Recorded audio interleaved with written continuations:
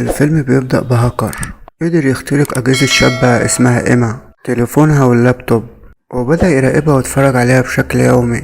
وإيما راحت لمدينة نيويورك جديد، وكانت لسه بتتأقلم وتتعود على حياتها هناك. والهاكر بيراقب كل تحركاتها وبيسمع كل كلامها. أول ما بتنام بيبدأ يفتح فايلاتها ويتفرج على كل صورها. وفي يوم كانت بتذاكر في المكتبة وبتقابل شاب اسمه مايكل زميلها في الكلية، فبدأوا يتعرفوا على بعض وعزمها تشرب معاه قهوة وبيطلب رقمها واديتهوله. وطول الوقت ده الهاكر برضه بيفضل يراقبها وسمع رقمها. وبتكون إيما بتعمل ضوافرها بالليل وبيجيلها اتصال غريب من شخص مش بيتكلم خالص، فبيجي في خيالها كده إن ده حبيبها القديم وبتقفل السكة. ولما بتنام إيما بيفضل يصورها من خلال اللابتوب. وتاني يوم بتخرج إيما مع صاحبتها نيكول وبتقولها إن من ساعة ما انفصلت عن حبيبها هو بيحاول يوصلها تاني ومش سايبها. لما بتاخد نيكول لشقتها بتتفاجئ ان اللابتوب بتاعها بيشغل اغاني لوحده وشكله كده متفيروس، لكن هي ما بتهتمش باللي قالته نيكول. وفي العشاء اما بتطلب اكل من بره، ولما بتقول عنوانها الهاكر بيسجل كلامها علشان يسمع تفاصيل عنوانها بالكامل. ولما بتدخل تستحمى بيفضل يراقبها وياخد لها صور. بيخلص يومها وبتروح تنام، وساعتها بيشغل الهاكر تسجيل يومها بالكامل بشكل سريع.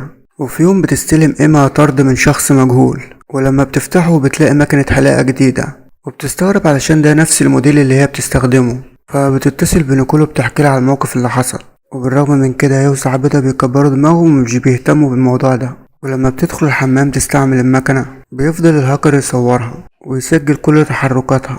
اليوم اللي بعده بتخرج إيما مع مايكل وبيتعرفوا على بعض أكتر ويقربوا من بعض أكتر، وبيكون في شخص غريب مراقب كل تفاصيلهم اليومية.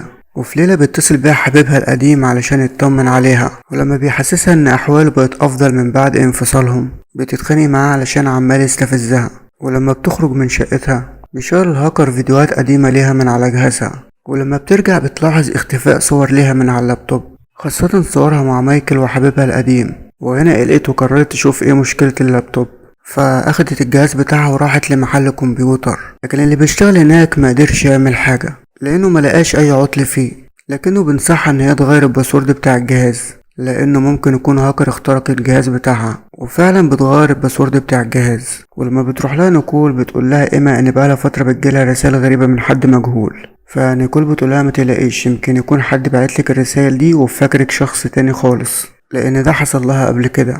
وإيما بتكون مشغولة بالرقص وبينجح الهاكر انه يخترق الباسورد الجديد ويقرا كل رسائلها. ومع الوقت بتستمر إيما في علاقتها مع مايكل، لكن بتطلب منه انه يتعرفوا على بعض بفترة اطول وما يتسرعوش. وفي مرة كانت نايمة وصحت مفزوعة على صوت خبط جامد في الباب، فبتقرب من الباب تشوف مين وهي خايفة، فبتبص من ورا الباب ومش بتلاقي حد. وتاني يوم لما بتخرج بيتتبع الهاكر موقعها من خلال الجي بي اس في التليفون. وبالليل بيبعت لها مايكل فيديو غير لائق وصور فيديوهات قديمة ليها. فإيما بتتصل بمايكل بتقوله ايه اللي انت بعته ده، فبيقولها ان هو ما عندوش اي فكرة عن اللي اتبعت. بيقول لها انه ما يعرفش اي حاجه وممكن يكون حد اخترق حسابه. وساعتها ايما بتشك ان حد اخترق حسابها هي كمان، فبتقفل المكالمه بتتاكد ان باب شقتها مقفول. تاني يوم بيقابلها مايكل وبيحاول يصلح المشكله اللي ما بينهم، وفعلا ايما بتصدق كلامه، لكن بتكون خايفه من اللي اخترق الجهاز بتاعها ومش عارفه مين اللي عمال يبعت لها كل الحاجات دي. ولما بتدخل تاخد شاور بيدخل الهاكر ويمسح رساله مهمه بعتها لها الدكتور اللي بخصوص اجتماع مهم جدا بكره. ولما بتخرج إيما مع صاحبتها نيكول الهاكر بيخترق شقتها بكل هدوء وبيكون عنده فضول يعرف عنها كل حاجة. وبعد وقت قصير بتفتح إيما الباب وبتقعد على الكنبة ترتاح شوية، وما بتكونش عارفة ان الهاكر موجود في بلكونتها. وفي يوم بتخرج وبترجع تاني بتكتشف ان الباب كان مفتوح مع انها بتكون فاكرة انها قفلت الباب كويس. فاتصلت بنيكول صاحبتها بسرعة بتقولها ان هي خايفة يكون حد اقتحم شقتها، وطلبت تفضل معاها تليفون لحد ما تفحص الشقة كويس، لكن مش بتلاقي اي حاجة. وساعتها هديت شوية وطمنت صاحبتها نيكول. وبالليل لما كانت نايمة بيبدأ الهاكر يتمشى في شقتها بهدوء. وتاني يوم بيجيلها مايكل ومعاه قطة عشان تشغلها عن التوتر بتاعها في الفترة الأخيرة. وبتفرح إيما جدا بالقطة وبتشكره على وجوده واهتمامه بيها. وفي يوم نامت إيما بعد ما قفلت الباب بالسلسلة، لكن الهاكر قدر يفتح السلسلة ويدخل من الباب. وساعتها إيما قامت تشرب مية، وعلى الجانب الآخر من الحيطة كان الهاكر واقف سامعها. ولما دخلت تنام فضل واقف وراها بيراقبها. وتاني يوم وهي بتلعب مع القطة بيكلمها مايكل وبيبلغها انه جاله رسالة من مجهول عمال يهدده علشان يبعد عنها، وشكك ان ده نفس الشخص اللي كان بيضايقها.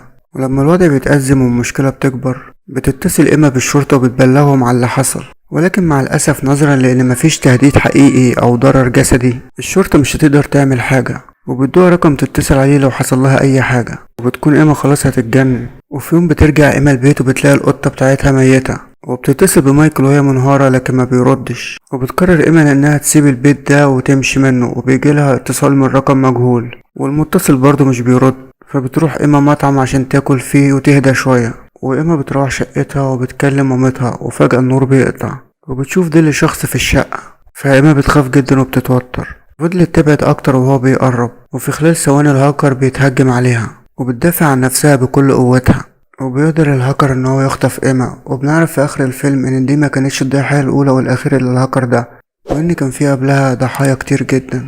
وبنكتشف في الفيلم ده طرق جديدة للخطف والاستغلال. وبكده يكون الفيلم خلص، نتقابل في الفيلم الجاي. شكرا ليك يا صديقي.